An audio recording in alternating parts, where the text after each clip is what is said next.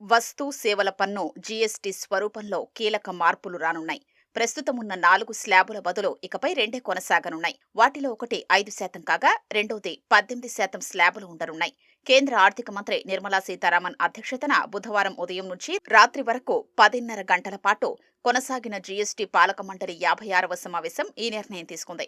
12%, 28% స్లాబుల్ని తొలగించాలని కౌన్సిల్ నిర్ణయించింది. గుట్కా, పొగాకు ఉత్పత్తులు, సిగరెట్లపై మినహా మిగిలిన ఉత్పత్తులపై పన్ను మార్పులు ఈ నెల 22 నుంచే అమల్లోకి రానున్నట్లు భేటీ అనంతరం కేంద్ర ఆర్థిక మంత్రి సీతారామన్ వెల్లడించారు. తల నూనెలు, కార్న్ఫ్లేక్స్, టీవీలు, వ్యక్తిగత ఆరోగ్య ఉత్పత్తులు, జీవిత బీమా పథకాలు వంటి వాటిపై పన్నులు తగ్గనున్నట్లు చెప్పారు. 33 ప్రాణాధార ఔషధాలపై జీఎస్టీని 12% నుంచి 0కు తగ్గించారు.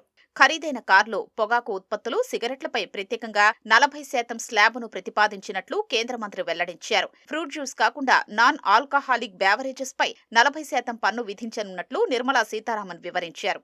దేశీయ వాణిజ్యాన్ని పరుగు పెట్టించేందుకు, వినియోగాన్ని గణనీయంగా ప్రోత్సహించే దిశగా నిర్ణయాలు తీసుకున్న జీఎస్టీ మండలి పండుగ సీజన్ను మరింత ఉత్సాహభరితంగా మార్చింది.